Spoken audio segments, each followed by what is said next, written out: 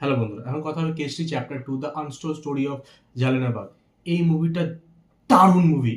আমাদের স্বাধীনতা, আমাদের পার্টিশন, আমাদের এই ধরনের যে বড় বড় ঘটনাগুলো হয়েছে, আমাদের পার্টিশন থেকে শুরু করে স্বাধীনতা সংগ্রাম থেকে শুরু করে প্রত্যেকটা জিনিস নিয়ে খুব ভালো মুভি বানানো যেতে পারে, যেটাকে খুবই সেন্সিটিভলি তৈরি করা উচিত।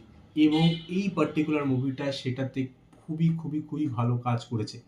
এইবার এখানে কাজ করছে হচ্ছে অক্ষয় কুমার, আর মাধবন, আয়না পান্ডে। এটা হচ্ছে মেন কাস্টে রয়েছে। এবার অক্ষয় কুমার না ওভার এক্সপোজড।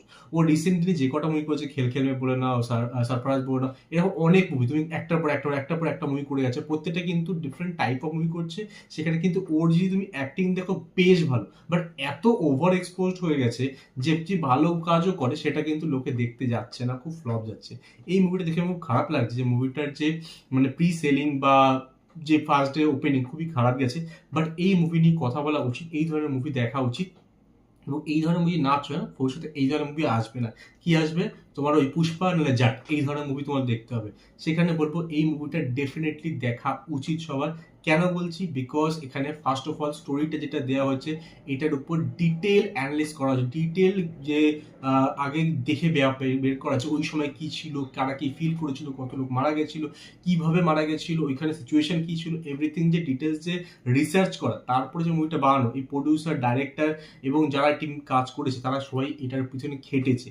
10,000-এর উপর লোক মারা গেছিল পয়েন্ট ব্ল্যাঙ্ক রেঞ্জ থেকে। ফার্স্ট শটটা দেখতে পয়েন্ট ব্ল্যাঙ্ক রেঞ্জ থেকে ধারাধারে গুলি করে মারা হচ্ছে। বাচ্চা, বুড়ো, মানে মেয়ে মানুষ যে রয়েছে তাকে মারছে। এবং সারদা উধাম পাটলো এই সিনটা দেখানো হচ্ছে, ওখানে যতটা ভালো দেখানো হচ্ছে এখানেও সেই লেভেলই ভালো দেখানো হয়েছে। এবং সেই সিনটা খুবই ব্রুটাল, সেটা দেখে তোমার রোম টেকারে হয়ে যাবে, কাঁদতে বেশি যাবে তুমি, যে তোমার মন সফট হয়, বিকজ ওই সিনটা এরকমই। আর এটার জন্যই মেনলি আই থিঙ্ক এই সার্টিফিকেট দেওয়া হয়েছে এই মুভিটাকে। এবং সেটা কতটা জাস্টিফাইড আমার সন্দেহ আছে, বিকজ দেখো, ভায়োলেন্স দেখাটা বাচ্চাদের জন্য, ব্রেনের জন্য খুবই ক্ষতিকারক, সেটা কখনোই ভালো না। বাট তোরা যেই পড়াশোনাটা করছে, যে এই ধরনের জিনিস কিন্তু আমরা হিস্ট্রিতে পড়েছি, কিন্তু সেটা ভিজুয়ালাইজ করা এরকম রেঞ্জে অ্যাকচুয়াল ঘটনাটার মতো, সেটা সারা জীবনে মনে থেকে যাবে। এবং আমাদের হিস্ট্রি সম্পর্কে, অ্যাকচুয়াল হিস্ট্রি সম্পর্কে একটা ভালো ধারণা কিন্তু তৈরি হবে, যেটা মাথায় গেঁথে থাকবে। সেটা কিন্তু একদিকে ভালো এবং একদিকে খারাপ। এবার তোমরা আমাকে কমেন্ট জানাতে হবে তোমার কি মনে হয়, কোনটা ভালো না খারাপ। যাই হোক, এবার যে স্টোরিটা ব্যাক করি, এখানে দেখানো যাবে হত্যাকাণ্ডটা হয়, প্রায় 10,000 লোককে মারা হয় এবং রিপোর্ট লেখা 1600 লোক মারা গেছে। এবং তার কারণটা দেখানো হয়, তারা ভায়োলেন্স ছিল এবং তার প্রতিবাদ করতেই মারা হয়। এবং যে যারা মারে এদের মধ্যে বেশিরভাগ কিন্তু ইন্ডিয়ানই ছিল। আমাদের যারা গুলি করে তারা বেশিরভাগ ছিল ইন্ডিয়ান। পয়েন্ট ব্ল্যাঙ্ক রেঞ্জ থেকে তারা গুলি করেছে নিহত লোকজনের উপর। সামনে যে এসে বাচ্চা, বুড়ো, মহিলা সবাই গুলিতে মেরেছে।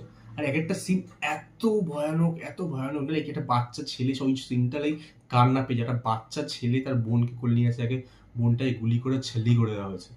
মানে এত মর্মান্তিক সিন, এত মর্মান্তিক জিনিস হয়েছে, সেটাকে যে কথা হয়েছে, এত সুন্দর পারফরমেন্স হচ্ছে, অসাধারণ। এবার যদি আমি কাহিনীতে আসি, অক্ষয় কুমার যে ক্যারেক্টারটা, সে কিন্তু মানে প্রো ব্রিটিশ সরকারের, ঠিক আছে, ও ব্রিটিশ সরকারের হয়েই কাজ করে, ব্রিটিশ সরকারের সঙ্গেই কথা বলে, লাইক ওদের হয়েই কাজ করে।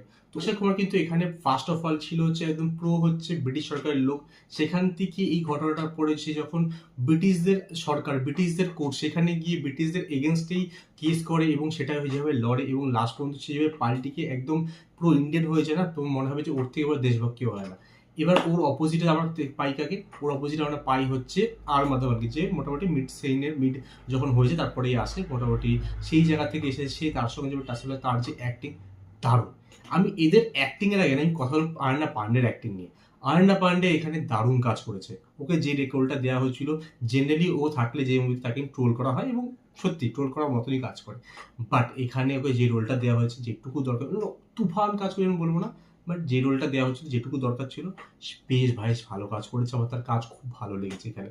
এবার যদি অক্ষয় কুমার পারফরমেন্সের কথা বলি, সেখানে দারুণ ডায়লগ অ্যাক্টিং করেছে। এক একটা ডায়লগ না গুজবাম্পস দেবে তোমাকে, বলছিল মানে রোমটা ফিল করছে ওই ডায়লগগুলো। সেদিক থেকে দারুণ কাজ করেছে। আর মাধবনে কিন্তু এখানে তার লাইফের one of the best performance দিয়েছে।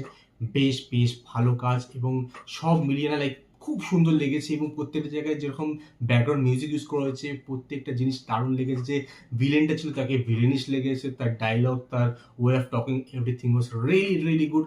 তো অল ইন বলবো এটা খুব খুব ভালো মুভি। সবার হলে গিয়ে ফ্যামিলি নিয়ে বইটা দেখা উচিত এবং তারপরে কথা বলা উচিত এই জিনিসটা। এই ধরনের মুভি যদি তোমরা সাপোর্ট না করো, তোমাদের তাহলে পুষ্পা বা জ্যাট টাইপের মুভি দেখতে হবে। তো এই ছিল আমার রিভিউ। আমার দারুণ লেগেছে। তোমাদের কেমন লেগেছে মুভিটা না দেখে থাকলে ডেফিনেটলি ট্রাই করতে পারো, হলে গিয়ে, হলে চলে এসেছে মুভিটা, আর আমাকে ডেফিনেটলি জানাতে পারো তোমাদের কেমন লেগেছে। আর আমার সঙ্গে দেখা হবে নেক্সট উইক। Good bye.